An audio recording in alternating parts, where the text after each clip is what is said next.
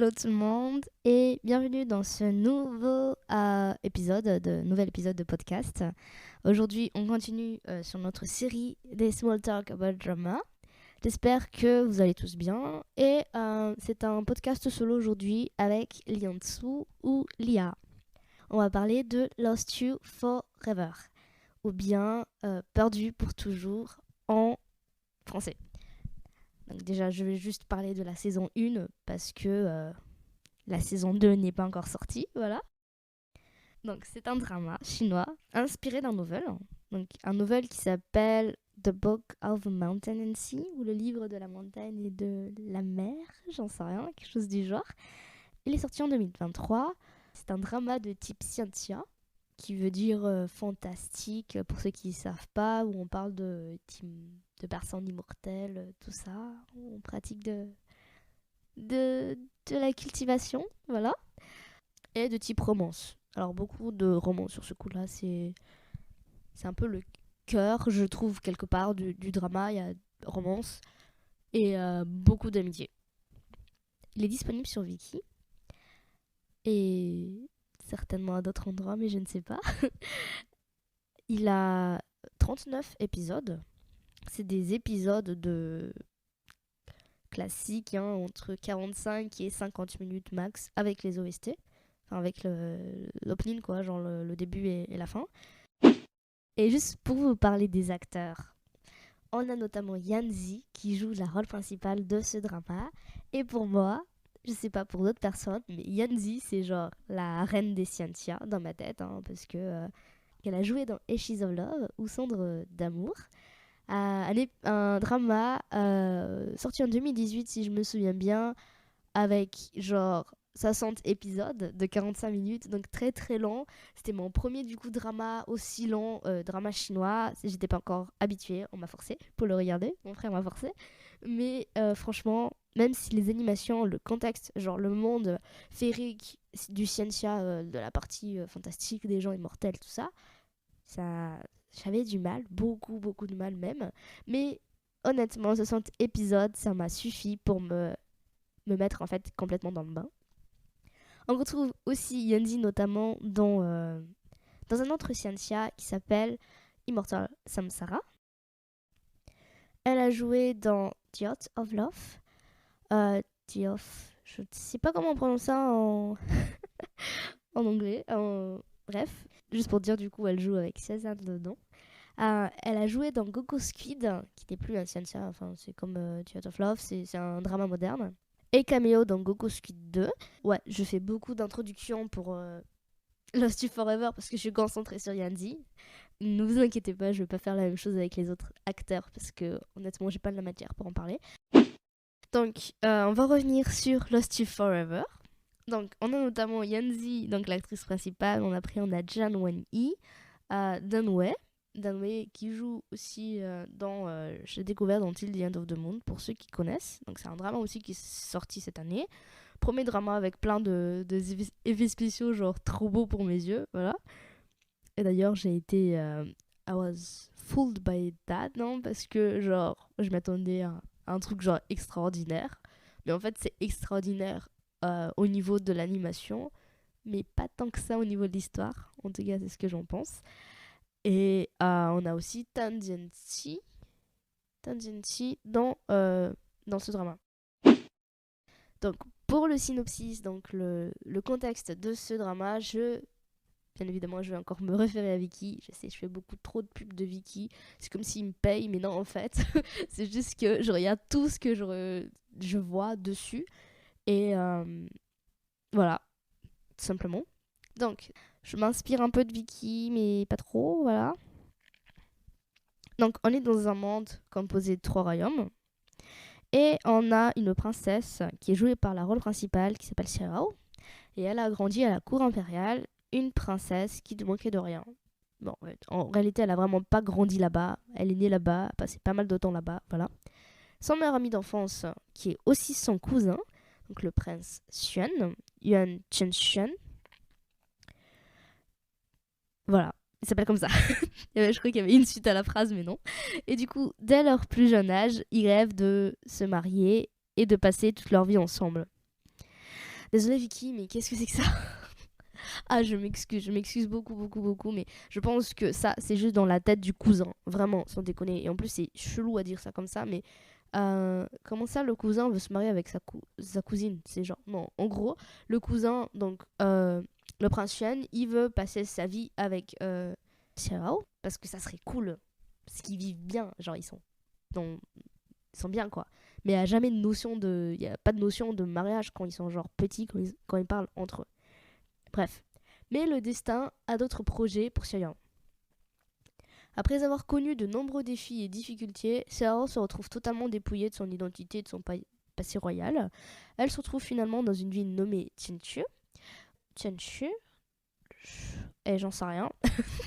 Où elle se fait passer pour un homme et tente de gagner sa vie en vendant des remèdes douteux. Bon, en vendant des remèdes qui marchent réellement parce qu'en fait elle est genre c'est pas des remèdes douteux à mon avis parce qu'elle est douée pour la médecine et pour le poison dans ce drama. Donc Vicky, encore une fois, regardez le drama avant de faire le synopsis. Oui, je sais, je suis là en mode c'est trop bien Vicky. Et là, je suis en mode non Vicky, mais qu'est-ce que vous racontez? Non mais sans déconner les gens, des fois, Vicky, en fait, littéralement, il vous spoil l'histoire entière dans le truc important. En tout cas, dans Ash is the Love, par exemple, genre, il y a 60 épisodes et il te spoil ce qui se passe à l'épisode 50. Genre, mon frère, il était en mode, mais qu'est-ce que c'est que ça? Voilà. C'est un peu aussi, faut faire attention sur les synopsis, ou essayer d'oublier les synopsis quand vous les regardez. Du coup, son cousin, donc le prince Shen, il n'a pas renoncé, en fait, à... Ça m'énerve. Il n'a pas renoncé à son rêve d'enfance d'épouser Xiaowao et tente de la retrouver. C'est ce qui est marqué dans le synopsis.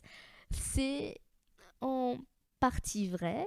Il veut surtout en fait d'abord retrouver sa petite sœur, sa cousine slash sa petite sœur, et il reste encore dans le délire en mode ça serait bien d'être avec ma petite sœur toute ma vie. Oui, c'est vrai que on peut se dire qu'il a quand même envie de se marier avec Xiao quand on regarde un peu l'histoire, quand on regarde ce qui se passe. Euh, oui, il est chelou. Il est vraiment chelou comme cousin, mais peut-être que c'est pas si chelou que ça dans le passé. Genre dans un univers où genre on est très très loin, genre on vit encore comme les gens du passé, j'en sais rien, mais vraiment c'est complètement de l'inceste là. Bref, à Qinxue du coup, Xiaohao sauve un homme appelé Tu Shenjin, un futur chef de clan. Pour préciser, elle savait pas que c'était un futur chef de clan quand, quand elle l'a sauvé. Donc, Tu Shenjin slash Ye Shiji, je crois, le nom que du coup Xiao lui a donné.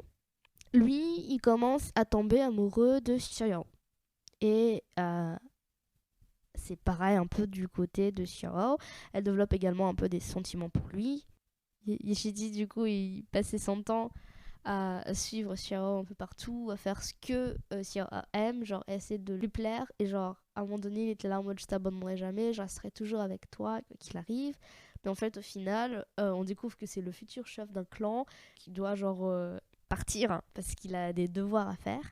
Donc ça blesse beaucoup Xiao dans l'histoire. Voilà. Je vous lis le synopsis, honnêtement, mais comme je vous dis, il y a un peu de spoil dans ce que Vicky raconte.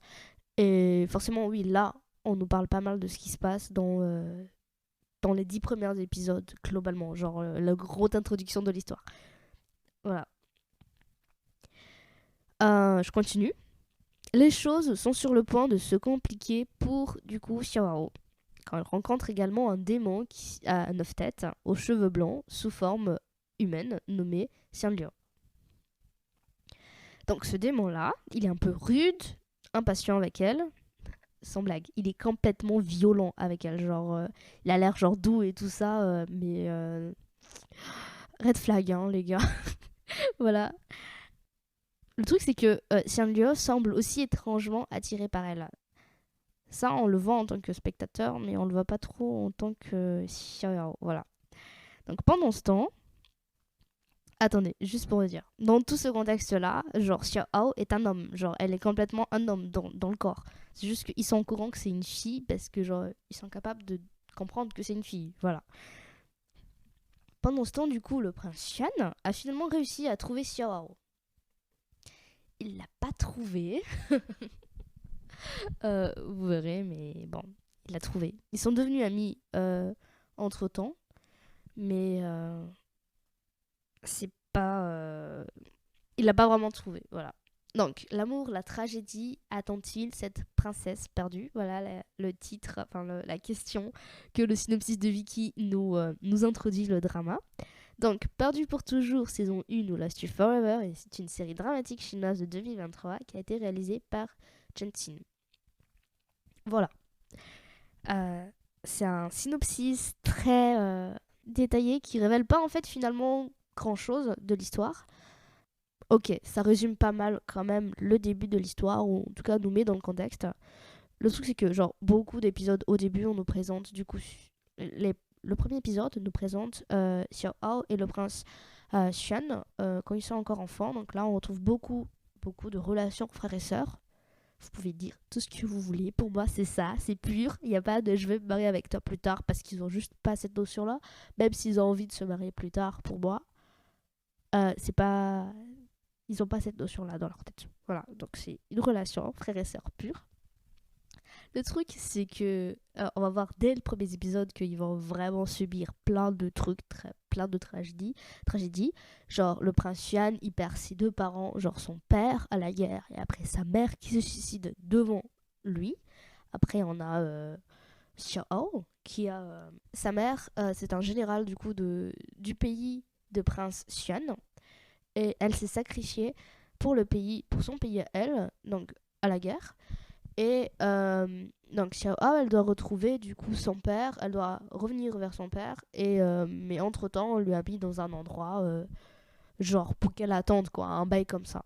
Parce que j'en sais rien en fait, j'ai pas compris pourquoi on l'a laissé là. Et le truc c'est qu'elle s'enfuit du coup à un moment donné, et elle rencontre beaucoup de problèmes, elle rencontre des gens méchants, et elle devient quelqu'un de très différent plus tard. En fait, il y a un truc c'est qui lui permet de changer d'apparence. Donc elle a changé d'apparence en homme.